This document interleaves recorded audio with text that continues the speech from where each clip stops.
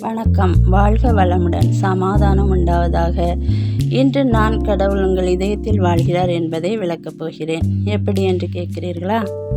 இதோ நான் வாசற்படியில் நின்று கதவை தட்டுகிறேன். ஒருவன் என் சத்தத்தை கேட்டு கதவை திறந்தால் நான் அவனுக்குள் பிரவேசித்து அவனோடு போஜனம் பண்ணுவேன், அவனும் என்னோடு போஜனம் பண்ணுவான் என்று கடவுள் சொல்கிறார்.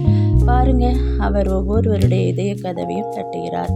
நாம் அவர் சத்தம் கேட்டு கதவை திறந்தால் அவர் நமக்குள் வந்து நம்மோடு வாழ்கிறார், நாமும் அவரோடு வாழ்வோம். ஏன் நான் இப்படி சொல்கிறேன் என்றால், அவருடைய சுவாசம் நமக்குள் தான் இருக்கிறது. அதை உணர்ந்து அவர் சத்தம் கேட்டு நாம் அவரை ஏற்றுக்கொள்ளும் போது அவர் நம்மோடு வாழ்வார். நம்முடைய காரியங்களை விசாரித்து நமக்கு ஆலோசனை தருவார். தேவனுடைய ஆவி நமக்குள் இருக்கும்போது நமக்குள் ஆவியின் கனி செயல்படுகிறது. ஆவியின் கனிகள் என்னவென்று பார்ப்போம்.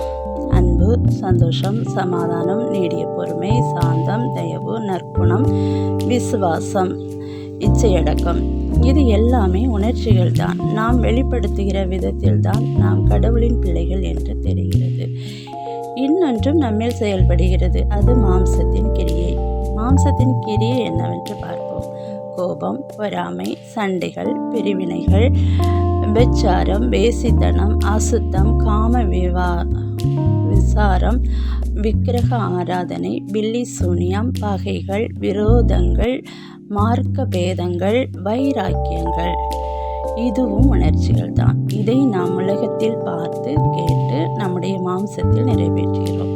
உதாரணமாக பாருங்க, மற்றவங்க தப்பாக பேசினா உடனே நமக்கு கோபம் வந்து அதற்கு நாம் ரியாக்ட் கொடுப்போம்.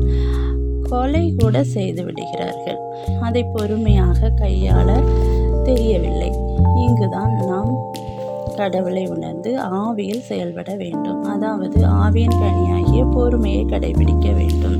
அப்பொழுது நாம் விடுதலையோடு இருப்போம். அதுதான் வேதம் சொல்கிறது. நீங்கள் ஆவியில் நடத்தப்படுவீர்களானால் அது உங்களை ஜீவனுக்கு நேராக நடத்தும். நீங்கள் மாம்சத்தின்படி நடப்பீர்களானால் அது உங்களை மரணத்துக்கு நேராக நடத்திவிடும்.